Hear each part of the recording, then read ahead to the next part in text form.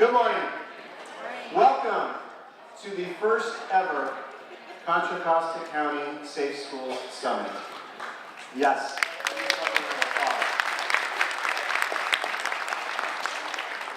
My name is Terry Caney. I am the Chief Communications Officer for the Contra Costa County Office of Education, and I am thrilled to welcome you all here this morning. Today we have 22 teams assembled from 17 school districts, the County Office of Education, 32nd District PTA, which, by the way, we had a fabulous breakfast morning coffee with 80 people, 80 parents assembled in the room with Nicole Hockley, and it was terrific. 32nd District PTA and the Contra Costa Community College District. Our goal today is to have you leave more informed and more inspired as you go back to your schools and communities to talk about this very prevalent issue of school violence and student mental health, mental wellness. Right now, I'd like to introduce two people, actually, to provide our official welcomes for this morning. The first is the President of the Contra Costa County Board of Supervisors, Karen Mitchell.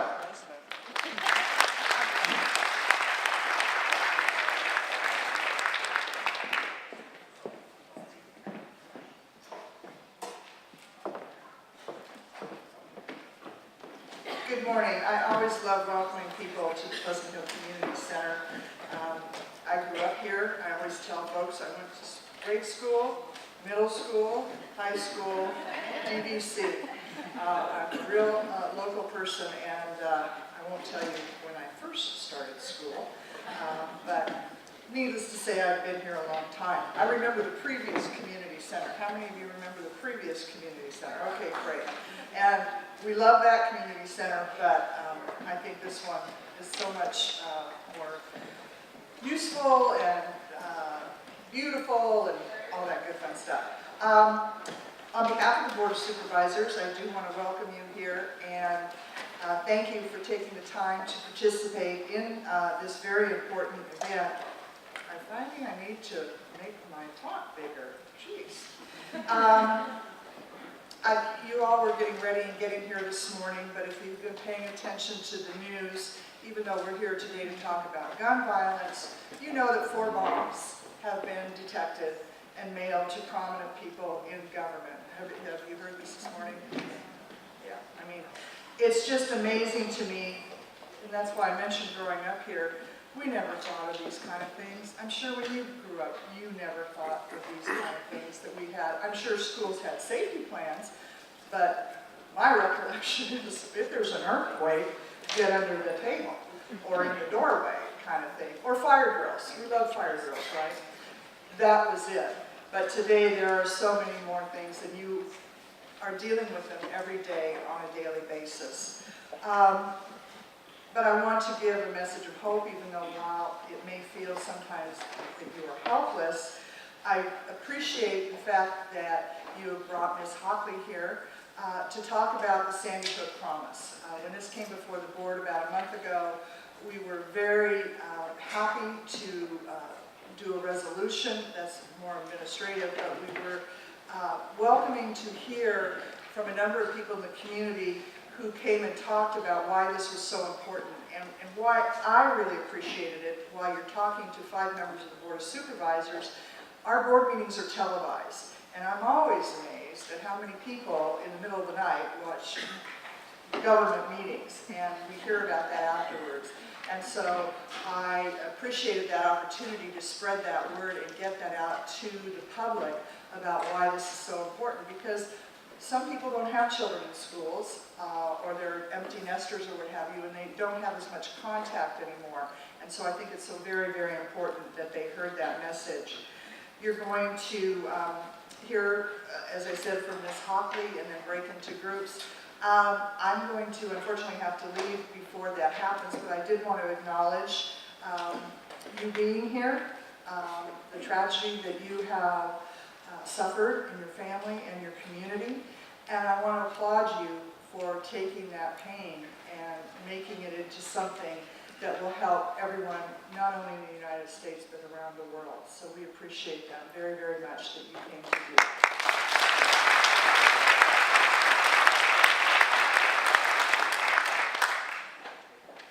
By educating ourselves on the warning signs, we have the power to intervene, which can then further save lives. In addition, we need to continue to advocate for sensible gun legislation and other school safety policies.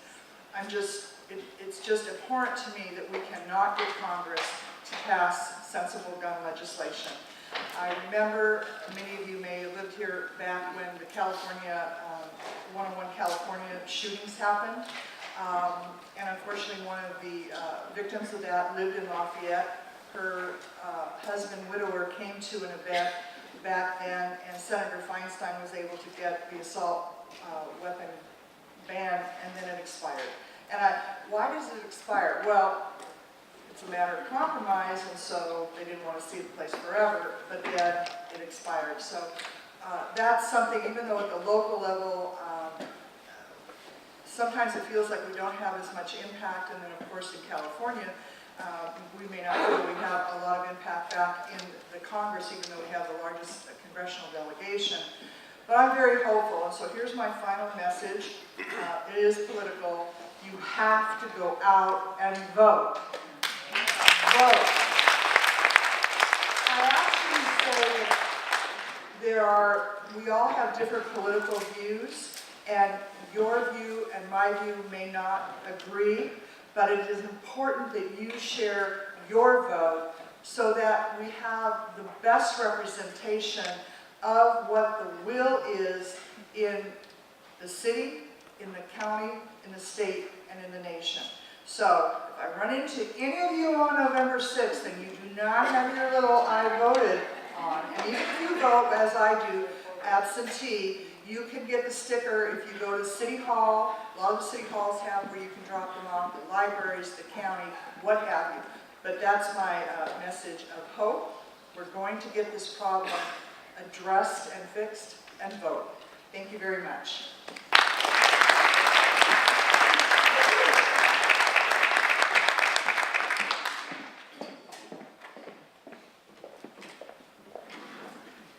So good morning and welcome. I want to acknowledge you for all being here. This morning we began, staff actually, we were here early at 7 a.m. to set up, but I wanted to acknowledge and thank 32nd PTA for hosting a wonderful discussion with Nicole Hockley and for their support of our safety initiative.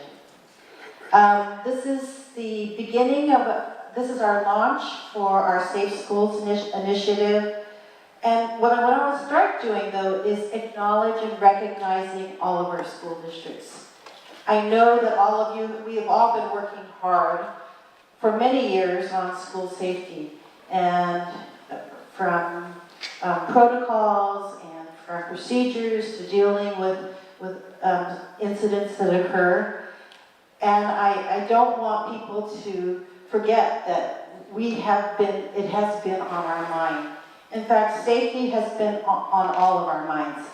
That we can't help but let that happen. I do also want to acknowledge that in terms of what's going on in schools, you can't forget that what is going on in terms of violence and suicide and is a reflection of society. We as especially public schools, everything that goes on in our schools is a reflection of society. We deal with all of those issues. I think that, as was brought up earlier this morning, the violence that's going on is epidemic in our country. And I acknowledge the fact that we're interested in doing something positive and taking action. And by all of you being here to join us today, that's indicative of that action.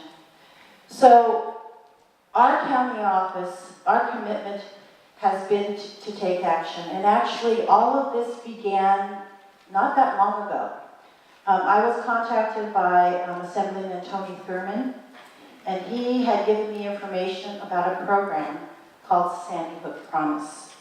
Shortly thereafter, Terry and our staff met with Paula Fimbo and many of the individuals with Sandy Hook Promise, And I have to tell you that we have been more than impressed with the program. In my 42 years as an educator and my 14 years as being a site principal, I have never really heard of any program that's as comprehensive. It not only looks at school safety in terms of protocols and our response, it looks at school safety in terms of the root causes. And so we are really honored this morning to have Nicole Hockley, who's flown out to join us to inspire us and tell us more about the Sandy Hook Promise. So without further ado, thank you so much for all being here. It demonstrates your commitment to school safety in Contra Costa.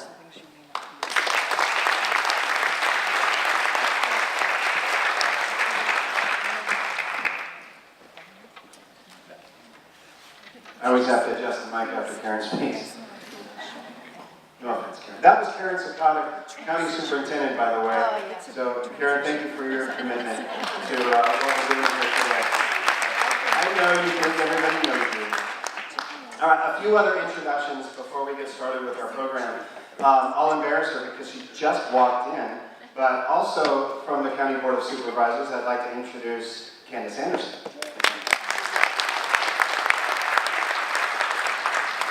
From Assemblyman Tony Thurman's office, we have Mary Nicely. Mary, if you're in the room, please stand. If not, please don't. From our Board of Education, please give a round of applause to Christine Dean and Mike Maxwell. Our Deputy Superintendent, Lynn Mackey, is with us this morning. If you are representing a school district or community college Board of Education, please stand and be recognized. Any board members out there?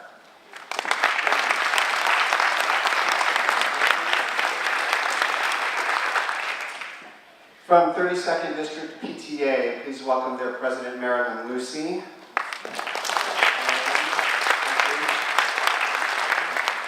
We also have several community partners here in the room. From the Contra Costa Crisis Center, Tom Tamura is with us. Tom. Marcel Indelicato from the County Sheriff's Office and Office of Emergency Services. Marcel's in the back of the room. We have Beverly Brown from the Contra Costa County District Attorney's Office. Beverly, please stand. And finally, Kathy Patello with Cope Family Services, I know is registered and I think is with us here today to help us and assist us with some of our conversations. So thank you to all of our community partners who are with us today as well. I recall that about 2 years ago, following the 2016 presidential election, schools and school districts throughout our county and throughout the state and throughout the nation were grappling with how to deal with many of the issues that surfaced as part of the fallout from the election.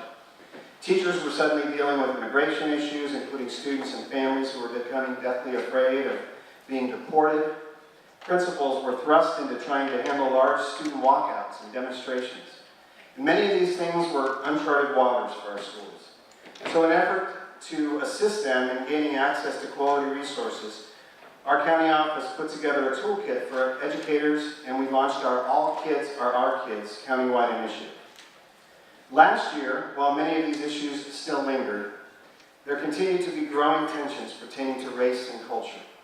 Hence, our equity initiative, entitled Allies and Advocates, was born. Now, while both of these initiatives remain a strong focus for us at the county office, we began having conversations about how we could support schools and school districts with the prevailing issue of school violence. Then, on Valentine's Day this year, a young man decided that he would bring a gun and open fire on Marjorie Stoneman Douglas High School in Parkland, Florida, killing 17 students and staff members and injuring 17 more. Shortly after the Parkland shooting, when students from that high school began elevating the conversation again around school violence, as Karen mentioned, Assemblyman Tony Thurman called our office and said, "Hey, are you guys familiar with the organization Sandy Hook Promise? Their programs are research-based and they're completely free to schools. and they are spreading like wildfire around our country.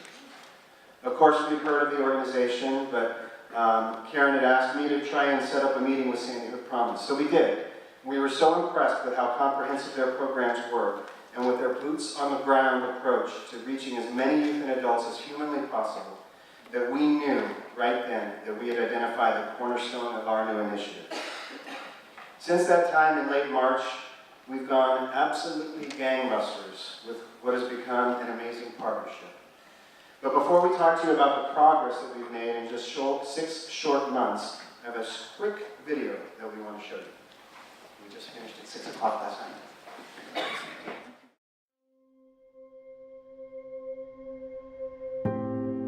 It hurts us deeply to see violence on school campuses in our community and across the country.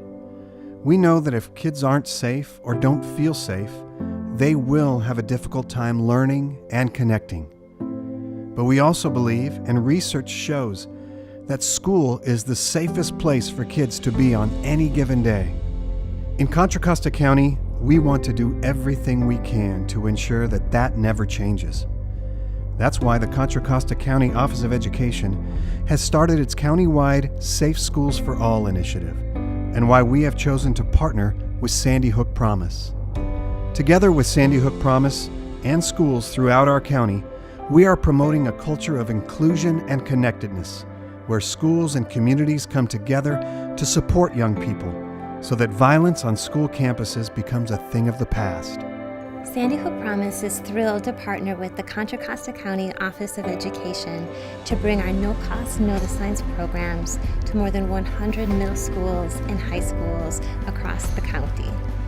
Like us, they're passionate about preventing violence before it happens through training and empowering students to know the signs and intervene to keep their classrooms, their schools, and their communities safe. Safe Schools for All is not another slogan.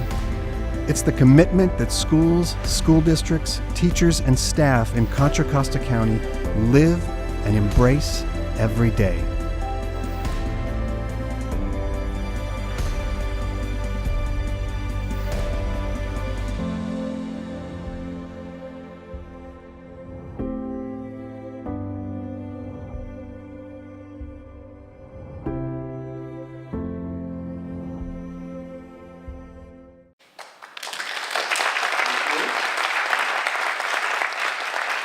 Well, we sincerely hope that you are all in.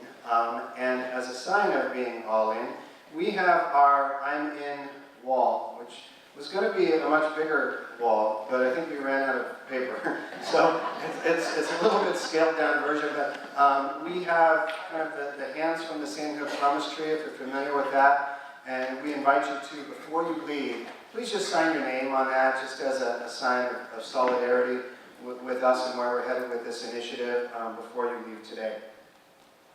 So right now, what I'd like to do is to introduce to you Ilana Israel Samrez, who is the new California Region Manager for Sandy Hook Promise, and we're so lucky because she lives here in Concord, and ask Ilana to join me on stage to briefly update you on the progress that we're making in Contra Costa County and our plans for future rollout. Ilana.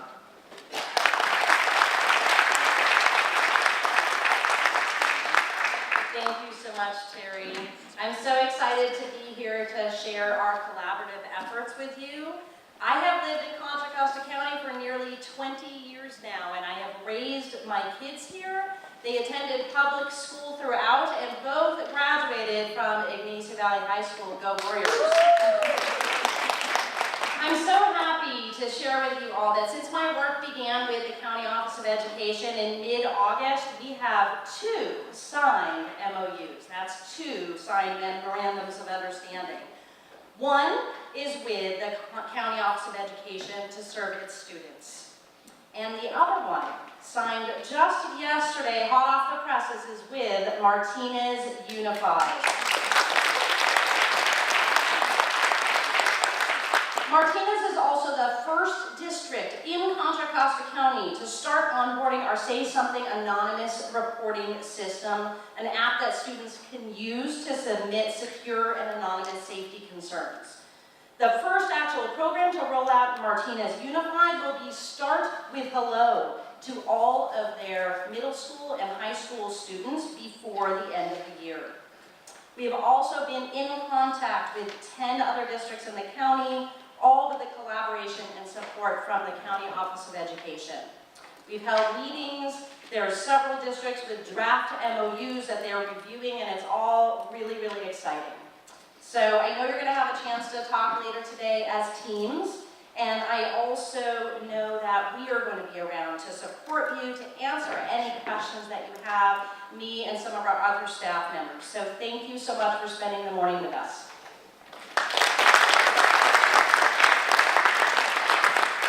So there's one other person I want to introduce, Jillian Sequeira in the back of the room. Wave your hand. Yes.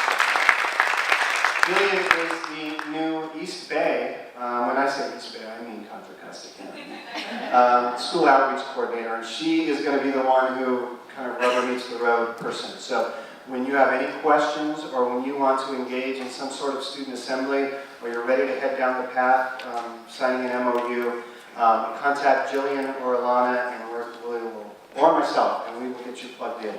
So today what we want to do is we want to introduce you to Nicole.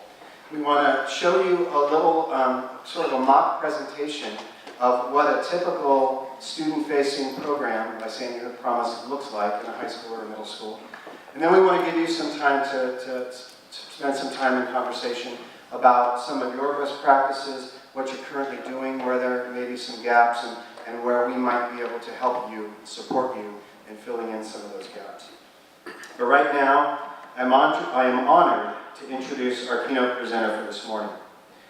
Nicole Hockley is a founder and managing director for Sandy Hook Promise, where she leads and manages the organization's work, focusing on communications and outreach efforts and frequently serving as its spokesperson. After the tragic death of her son Dylan, one of 20 first graders killed at Sandy Hook Elementary School, Nicole is focused on bringing people together in honest dialogue and searching for innovative solutions in the areas of mental health, school safety, community building, and gun safety. To date, Nicole has led Sandy Hook Promise to educate and train over 3.5 million youth and adults in all 50 states through the organization's 4 proven Know the Signs programs that are offered to schools, youth groups, and community groups at absolutely no cost. Please join me in welcoming Nicole Hockley.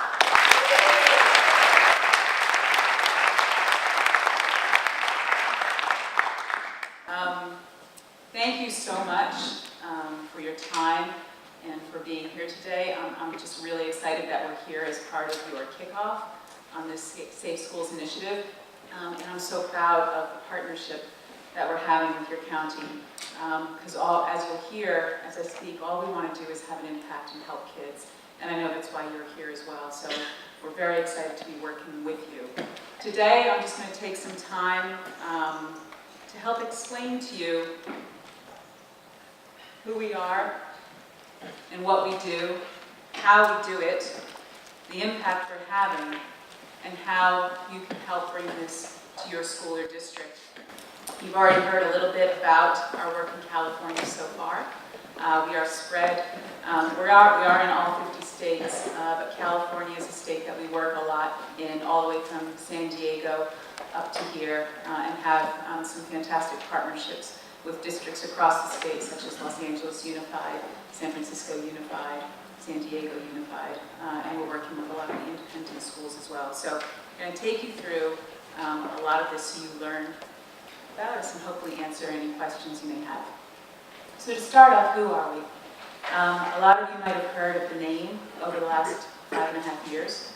We are a national nonprofit led by several of the family members who lost someone at Sandy Hook.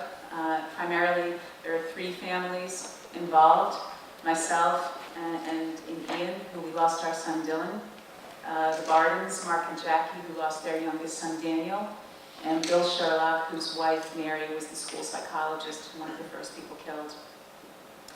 And for me, obviously it is incredibly personal, because I am a mom of 2 sons, and they were both at the school the day of the shooting.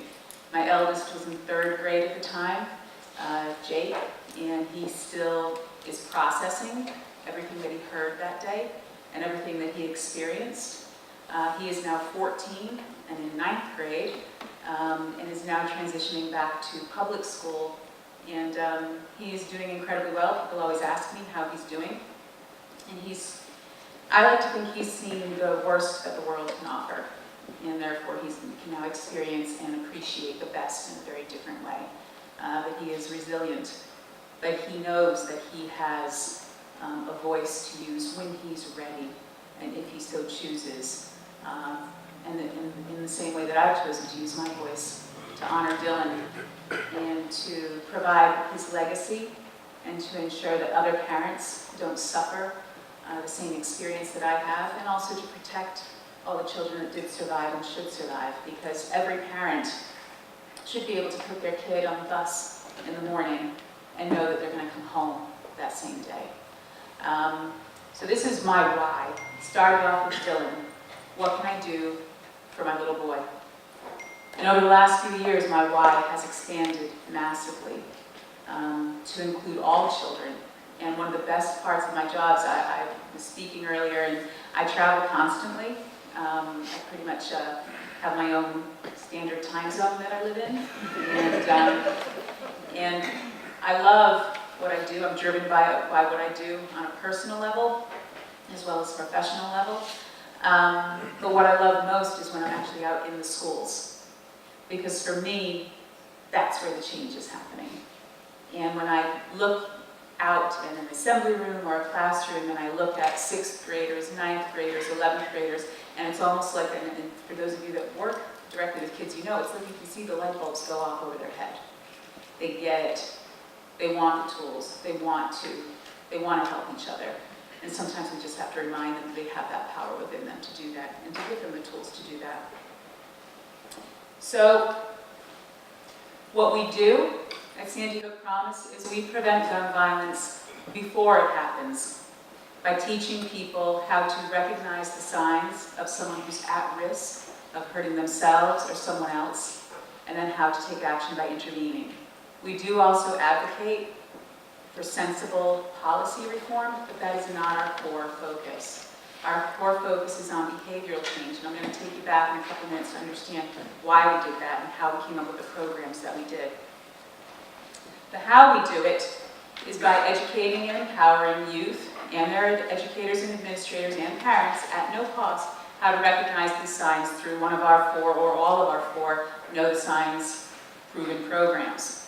We deliver and sustain these via multiple platforms, as you'll hear hopefully today and as you experience going forward. Our job is to make your job as easy as possible. We understand that there are a lot of barriers to implementing programs. There can be cost barriers, there can be time barriers, there can be logistics and coordination barriers, there can be communication barriers. And we have listened over the last few years to understand what are all the problems that you face and what's the good and the bad about programs, so that we can determine the best way to deliver things for you to make it as easy as possible. Because all we want to do is reach those kids and have an impact. We have direct training for our national and local trainers. We have digitally downloadable curriculum so you can self-lead or train the trainer opportunities. We have everything multilingual at the moment, just in English and Spanish, but we're happy to provide whatever language is required for your school. And we sustain everything by embedding things in student clubs, which we're going to talk about in a little bit more in a second. But how did we come up with this strategy, and why did we do it this way, and how do we know it's going to work? After the shooting, we did a lot of research, and for those of you who are in this morning's session as well, you will have heard me talk to this already. When we first started, we really didn't know what we were doing. My background is in marketing and communications for healthcare and financial firms. I knew nothing about gun violence prevention. In fact, I remember on the day of Dylan's funeral, which was 1 week after the shooting, and the first time I spoke publicly, a journalist came up to me and said, "What do you think about the fact that Wayne LaPierre said this morning that the only thing to stop a bad guy with a gun is a good guy with a gun?" And I looked at her and I said, "Who's Wayne LaPierre?" Because this was not on my radar in any way, shape, or form. I'm just a mom, who just wants to do the right thing by her kids. I have no interest in extreme points of view or political points of view in that respect. I just want to do the right thing. And we started off by really getting into the world of policy, because that's what a lot of people do after tragedies. We walked the halls of DC, we fought hard for background checks. I met over 49 senators in the space of a couple of months. They cried, I did not. I knew the laws better than them for this particular law, and yet then I sat up in the Senate gallery in April 2013 and watched as the votes came in a no. And then I went out to the Rose Garden with a very angry president as he addressed the nation and said it was a shameful day. And I agree with him. But at the same time, as crushing as that day was, it was one of the pivotal moments for our organization, because we realized for something as simple as that policy to fail, a policy that supposedly everyone wanted, for that to fail, the movement was doing something wrong, and we were addressing it in the wrong way.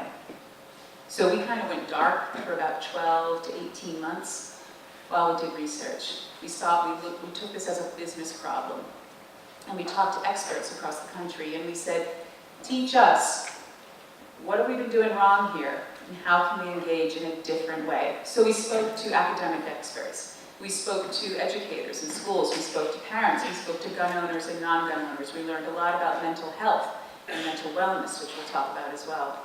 And we also talked to social movement experts, case studies from the McKinsey Group, Marshall Gans and Harvard, and we said, you know what? As a country, we do have a history of taking polarized or divisive issues and finding the common ground. When you think of everything from marriage equality back to civil rights, you've had your extremes on both sides, and gun violence is no different. You have those who say, give everyone guns, and those who say, take all the guns away. How do we take it out of that conversation and engage that influential majority in the middle and just say, I want to keep my kids safe. I don't care about the weapon per se. That's not what interests me, and getting involved in a fight isn't what interests me. And how do we engage people to lean into this and not be afraid to engage in an issue such as violence prevention or gun violence prevention? Because the number of times I've heard around the country, even if I put up on Facebook that I support a gun violence prevention group, I get attacked by my friends. It's a hard one because it's a fight. I have no interest in fighting. I just want to win. And it's for the kids that we want to win. So how do we find that common ground? And we learned about the levers that you need to pull to create social change. Two of them are policy and politics, having the right laws in place and voting the right people in to create those laws and sustain those laws. You don't start there, though. You start with legal action, if you can. You start with grassroots experience and voice. You start with education and programs. You start with behaviors. And when we think about some of the programs that have saved hundreds of thousands of lives or helped our country in the past, such as recycling, that's not a policy. It didn't start as a policy. It started as kids learning in schools about ways to help save the planet and bringing that home. You think about designated driver, something I grew up with. It's not a policy. There's no law called designated driver. It's an educational program that changed our behaviors, and as a result saved hundreds of thousands of lives, and was then enforced by policy, reinforced, supported by. That's how you create social change. You change the pulse of the nation first, you change your behaviors. And then when the pulse of the nation is changed, it is so much easier to enact appropriate legislative support to reinforce that. So we started doing that. We also discovered a lot of other core learnings, such as schools are safe from gun violence. In fact, they're one of the safest places to be in your community. However, they are not immune to violence and victimization. They are not immune to bullying. They are not immune to suicide. They are not immune to dating violence or substance abuse or all the other at-risk behaviors that we see. And for anyone who thinks that that isn't prevalent everywhere, it is. So how are we going to help those kids? And how are we going to ensure that violence within our schools doesn't create an environment where the kids aren't learning where the kids aren't part of community, where the kids aren't focused on what they should be doing in school, preparing for their futures. We also learned that gun violence and victimization is not caused by mental illness. There's a lot of talk, especially in the media, around school shooters, mass shooters all being mentally ill. The vast majority of violence and gun violence is not perpetrated by someone who is mentally ill. It is more by people who lack mental wellness, coping skills, anger management, conflict resolution skills. In the case of suicide, obviously there is a mental illness there with depression, and that is 2/3 of all gun deaths. But we said, how can we help kids who have all these at-risk behaviors to get better without just focusing on mentally ill people and stigmatizing them? Because it's an incredibly, incredibly small percentage of mentally ill people that go on to commit acts of violence. They're much more likely to be victims rather than perpetrators. And that's an important lesson that we learned. We also learned that there are almost always signs. People give off signs and signals before they commit acts of violence. And as a country, we have learned in other aspects and other issues how to recognize those signs. You think about stroke and how many PSAs and how much education we've spent on teaching people. How do you recognize the signs of someone who's having a stroke to get them help? How do you recognize the signs of someone who's drowning and get them help? How do you recognize the invisible signs of domestic violence and recognize that someone needs help? Gun violence is no different. The signs are more often than not there. They were there in the shooter that took the life of my son. They were there in pretty much every other mass shooting we can look at, Las Vegas being the only anomaly that we can see so far. Suicide as well. The signs and signals are there. 70% of people who complete suicide give off warning signs and signals. 4 out of 5 school shooters tell at least one other person of their plans in advance. The problem is that we don't recognize what we're seeing. We're either uninformed, in denial, afraid to share, or just don't know what to do. That is something we can do, and that is something we can teach our kids to help with. And we also know that youth display a lot of these signs between the ages of 13 and 17. That's when a lot of these at-risk behaviors start to manifest. So that's what part of the reason that we decided to focus on middle schools and high schools to help identify and get through all of these at-risk behaviors and get kids help before they make tragic choices or before these at-risk behaviors start to escalate into something far more serious. We also learned that there were no national programs on how to teach people to know the signs. And as I explained in this morning's session, there was a moment for me when I met with the FBI's Behavioral Analysis Unit. It was the first time they'd met with families of loss following a mass tragedy. And I'll be honest, I was expecting it to be like the Criminal Minds panel, and they kind of were. You know, I could see the geeky, good-looking guy, and the captain stood up, and he gave us some fantastic knowledge about our shooter. And I learned about how you can't profile someone who's going to commit an act of violence like this. And I learned about how there's no such thing as snapping. Someone doesn't just snap and do this. I learned how our shooter had planned for over a year in advance. I learned about the signs and signals that he gave off throughout his life that were either not acted on or misunderstood or just not seen by the right people. And I remember asking him, because I got so furious, if you know all these things, if you know that these signs and signals exist, and as he described it, the Sandy Hook shooting was a very typical school shooting. If you know all these things, why aren't you teaching us? And he was very honest with me, this director. He said, we don't have the resources. We can teach law enforcement, we can teach security, but we don't have the resources to teach everyone in the country. And for me, I said, okay, well, if you can't, we will. And that was one of the key moments for us at Sandy Hook Promise in terms of what our mission was and what we were going to do. But when we looked at programs, these educational programs around the country, we kept seeing fragmented approaches. Or we'd go into a district and see one school doing one thing, another school doing another thing. You didn't have consistency, you didn't have one voice. And a lot of these were for-profit. And Mark Barton and myself made a commitment right at the start, saying the promise that we would never charge for anything we do, because money shouldn't get in the way of saving lives. And you needed to teach these things everywhere. We also learned that a lot of people said, okay, you know, we love programs, but you come in, you do the training, your flavor of the week, and then you disappear and we don't see you again until the following year. That's not how you create behavioral change. This one and done approach isn't the way to create sustainable change. Also, no lack of measurement. How do you show the impact of what you're doing? How do I know that Start with Hello works? How do I know that I'm actually reaching kids and that they're taking actions as a result of this? And schools are challenged in delivering these programs nationwide. So we said, okay, we'll take all those challenges on because we just want to get to the kids and help them. And that means doing whatever we have to do to make it easy. So we decided we're going to be that organization. No matter what it takes, we're going to be the ones that educate everyone how to recognize the signs and signals of individuals who want to hurt themselves or others. We're going to deliver our programs at no cost, meeting schools exactly where they are and fitting their needs. And by the way, that doesn't mean we force our programs down your throat. You have a lot of programs that you already work with, and we don't have any egos.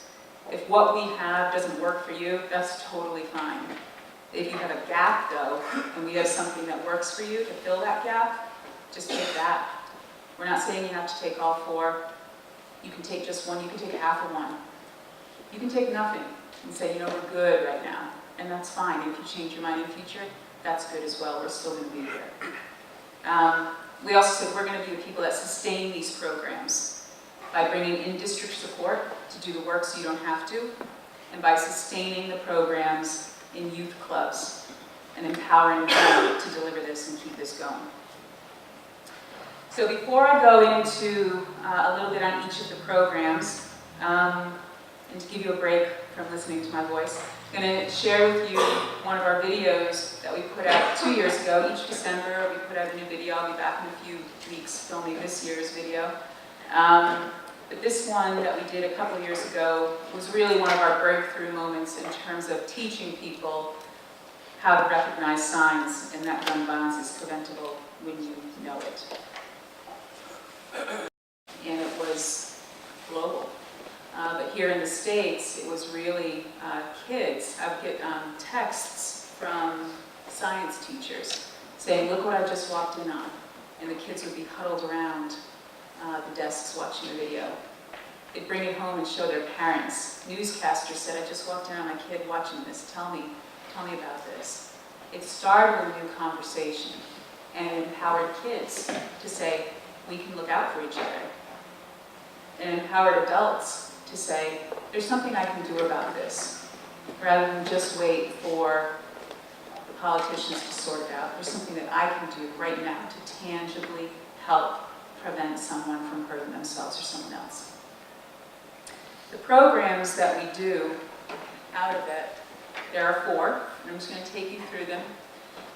First is Start with Hello, which you heard Alana mention briefly earlier today. And I want to say, and this is something that Brandon's going to take you through in terms of the example of what it feels like to do Start with Hello. We don't go out and talk about guns with kids. All right, I want to put that straight out there right now. That is not, our nexus is gun violence, but that's not what we're teaching the kids, okay? Start with Hello is where we teach kids how to recognize the difference between healthy alone time and chronic social isolation, and how to reach out to that person, how to understand that just by seeing someone, by smiling at them, by validating their existence, could have a massive impact on the choices they make next, whether they're considering self-harm, and how to reach out to that person, how to understand that just by seeing someone, by smiling at them, by validating their existence, could have a massive impact on the choices they make next, whether they're considering self-harm, whether they're considering hurting someone else, whether they're just considering withdrawing even further. Start with Low really brings people together and creates that connected community. And the reporting schools that we've worked with have said that they have seen, as a result, a significant reduction in bullying. They've seen a significant reduction in the number of kids eating by themselves in the cafeteria or not included in any outdoor activity. It's not a cure-all.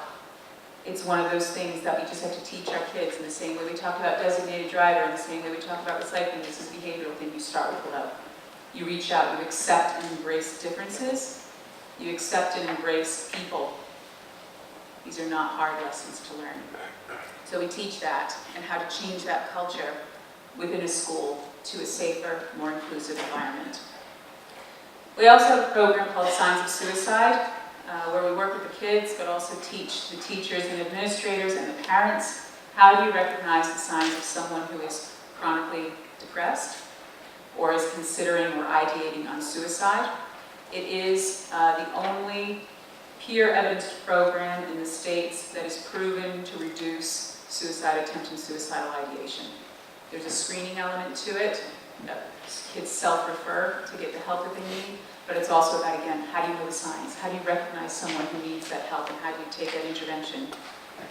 It allows teachers and administrators to speak and act with credibility because you're trained in what the signs to look for. Because I can understand, it can be hard talking to a parent and saying, I'm seeing this in your kid. Parents don't want to necessarily hear that, even if they see it themselves sometimes. But it's important to have those conversations. It's important to break through. So we teach you how to do that and really break down these stigmas in order to get kids help. The third program is Safety Assessment and Intervention, where we offer school teams, multidisciplinary teams within a school. How do you deal with all these threats? How do you take what's happening on this side of the campus and a similar threat from the other side of the campus for the same kid and connect those dots? And how do you dig deep?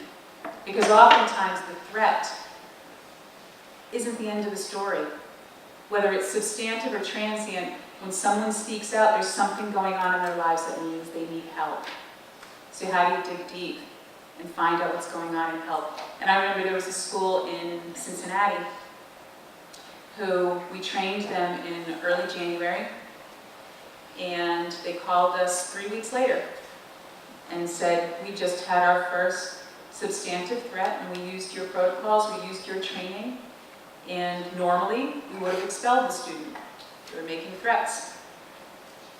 Now we know that expelling or suspending a student is the worst thing you can do. And instead we kept them in, we created the safety nets like you taught us to, and we dug deep to find out what's going on beyond that threat. And they uncovered plans. They uncovered stockpiling. They uncovered a true school threat. Do I know that that threat would have taken place, that that action would have taken place? No. But this kid had plans and had means and had a way. And instead of getting rid of that kid, they kept him in school. They worked with the parents. They worked with the child, got him help. And it was averted. That's the sort of thing that safety assessment and intervention can do. And Say Something is our final program, and this is the program that's really being picked up by a lot of schools. Because this is where we teach kids how to recognize signs of at-risk behaviors in their peers, but particularly on social media, a particular filter on social media, because the kids are the ears and eyes of the school. A lot of teachers will know which kids are at risk just intuitively or through their practices. The kids are seeing things on the social media platforms. And they're seeing things that the adults are not. When we go out in schools and we say to kids, how many of you are on Snapchat? Huge amount of hands go up. Instagram, huge amount of hands go up. Twitter, a few less hands. Facebook, none. If I asked you guys, it would probably be exactly the reverse. So the kids, if we teach them how to recognize things and take things seriously, because you know, they're putting everything out there on social media. And unfortunately, that means threats as well. And the number of stories that I could tell you about kids who put out on Twitter for weeks in advance how angry they were, how they were going to hurt someone, don't come to school tomorrow, or wear a red shirt so I know not to target you. Even tweeting the morning, I finally got the gun with a picture of a gun. I'm getting a lot of retweets, but no interventions. Last week, a girl called me because she was concerned about a Snapchat she'd seen. I'm not even on Snapchat. I don't know how to work it. I can't figure it out. And she said, this kid who's been self-harming for over a year, he's just snapped about the 3 guns he now has access to. She said, I'm worried he's going to hurt himself. What do I do? And I talked her through the steps of how to engage the school, and if she wasn't getting the appropriate response, to engage law enforcement, and obviously if she felt danger was imminent, to skip all that and call 911 immediately. And we talked through it, and I said, just curious, how many people have seen this? And she said, over 200. She was the only one that came forward. So if we teach our kids how to do something, rather than just be bystanders, how do we teach them to be upstanders? Not be passive, but to take action. A lot of lives can be saved, a lot of interventions can be made. And it's not that difficult. It's about validating our kids and what they're seeing and teaching them what to do. And when they say, some people say, oh, well, the reason kids don't come forward is because they're afraid of being a snitch. That's not the main reason we hear. The main reason we hear is that they say, well, if they're putting it out there, they're not really serious. If they're putting it out for everyone to see, they're just seeking attention. We have to retrain our kids that if someone's putting it out there, that's a lead indicator of someone who actually really doesn't help. So, Say Something is a phenomenal program where we've saved a lot of lives already. And because we always knew that for some kids, saying something to a trusted adult was not possible. Either they didn't have a trusted adult in their lives, or some kids that we talked to in Chicago and LA said, if I speak up and say something to an adult, I can put my own life in danger. So for a couple of years, we worked on developing the anonymous reporting system. And after Parkland this year, where obviously there was a catalog of errors, that meant that that kid fell through the cracks, we decided to then go forward and launch our anonymous reporting system, which we did in March. It's a live app right now. It's a website, it's a phone call, it's a hotline 24/7, and there are a lot of anonymous reporting systems out there. We made sure we went to the best in class in terms of the platform and the providers and the crisis center, and again, we don't charge for any of it. The way it works is 3 quick steps. A youth or adult, his parents can do this as well, submits a tip using the app, website, or phone. Obviously, most tips are coming through the app at the moment. It's then triaged by our crisis center. Right now, we have a crisis center in Miami. We might be building a second crisis center to help as well with the volume of calls that we're getting at the moment, the volume of tips. And this is third-person reporting. It's not first-person crisis. It's third-person reporting. They then disposition. Is this a life safety tip? Imminent danger. Or is this a non-life safety tip? And because the program works with both the school team and local law enforcement, it is triaged and put into the appropriate stream to be dealt with. So in the instance of life safety, it obviously goes to local law enforcement who step in and intervene and get that kid help. Bullying, or Johnny's pulling Sally's hair and I'm not happy about that, that goes down to the school team, or cutting at the moment depends on what the school wants to do. In Minnesota, they changed missing kids or runaways to go over to life safety because they were having such an issue with runaway kids. So it's customizable to you. We have national protocols on what's life safety and non-life safety, but if your school district is dealing with specific issues, we can change it according to what you need. And then everyone steps in. Law enforcement, the tipster, law enforcement, the school team, and the crisis center all work on the same platform, so everyone is seeing the exact same information. They're seeing the same descriptions, they're seeing the same social media files uploaded, they're having conversations behind the scenes, and then everything is case managed, because we never want a kid to fall between the cracks. So everything has to be filled in, followed up, referrals, action plans, everything, and it's fully audited. So also that helps your school district. I'll be perfectly honest with you, because you'll then have an auditable plan in terms of what actions you took to to help someone. And we provide a lot of data off this. And this is something that, having only launched in March, we are already live or in the process of onboarding right now in over 152 districts, with Martinez now 153, thank you very much, across 25 states. The state of Pennsylvania, 3 weeks ago now, announced that they are taking the anonymous reporting system under the branding of Safe to Say Something across their entire state. And we have over 300 districts already in the queue to start onboarding from January. This is already making an impact. About 60% of the tips we're currently getting in are life safety. And I will say that right after you initiate this program, you will see a spike. It's plain and simple because, first of all, the kids now have a tool to report what they've been holding on to or what they know. You also get a lot of people testing it out. Get asked a lot of questions about hoax calls. Less than half of 1% are false tips. Starts off a little higher, goes down fast. It's a program that really does save lives.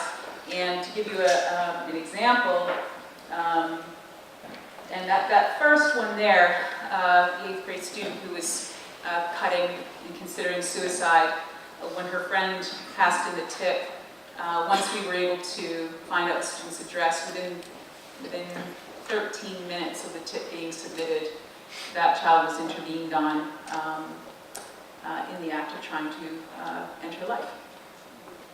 So it's fast and it works. In the second instance, the boy who was saying he was going to shoot up the homosexuals in the school, once it was established that he actually had access to weapons, as well, within 31 minutes, local law enforcement was talking to his parents and working with them and the school teams to ensure that an intervention was made and that he was getting the help that he needed. So, and these stories are coming in fast and furious, unfortunately. A lot of bullying interventions, a lot of cutting interventions, but unfortunately a fair amount of school-threatened suicide as well. Suicide tends to be the #1 tip that comes in. Our nexus is gun violence, because that's how my son died. But what we're doing isn't just about gun violence. We know that our programs, that only about 6 to 8% of people will ever become violent, perhaps even less depending on which report you use. But these programs, because they are so holistic and comprehensive in dealing with all forms of at-risk behaviors, it's helping the other 92 to 94% as well. Because if you think back to your middle and high school years, at some point we all need help. And this is a way to do that, whether it's being included, and being smiled at, and having someone say hello to you, or whether it's you being intervened on in an act of potential self-harm. So, what have we been doing with all this? Again, just a reminder, we do this at no cost, direct training, as well as interactive videos. We're working on a Start With Hello program for elementary schools as well, which we hope to pilot in the spring and launch and roll out across the country next year.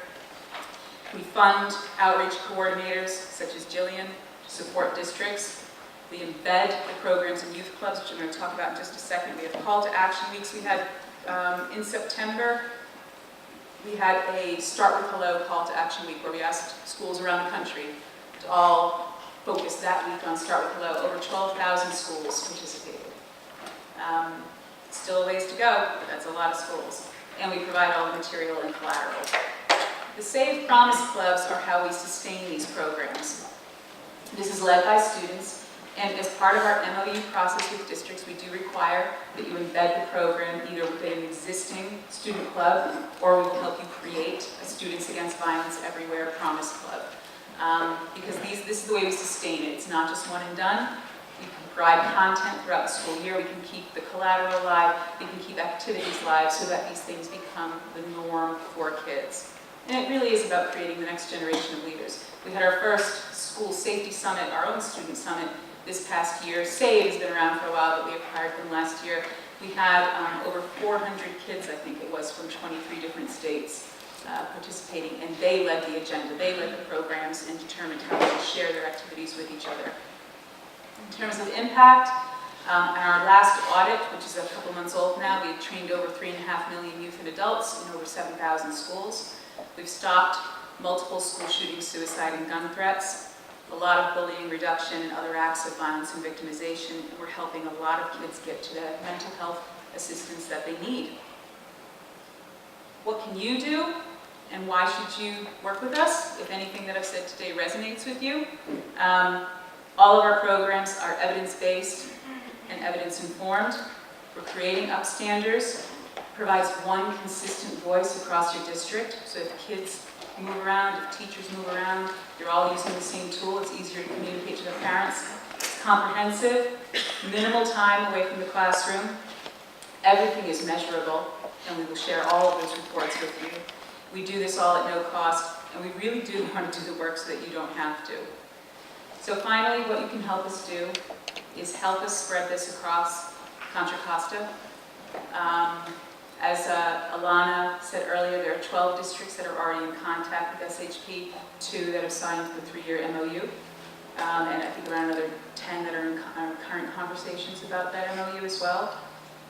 Define your school's needs. You might say, I want all 4, and I want the anonymous reporting system. You might say, I just want the anonymous reporting system, or I just want to start with hello, or you might say, no, thank you very much. We're covered. That's okay. But if you have needs, identify what they are and who are the critical contacts and implementation needs, and then we'll work with you to define everything else so that we can get moving as fast as we can. That's all I have to share with you today. If you have further questions, Alana and Jillian and Cynthia and myself are around, as well as Terry, obviously. And I hope you enjoy the rest of your summit, and I look forward to hearing some of your breakout sessions and answering any questions again on how we can help. So thank you very much for listening.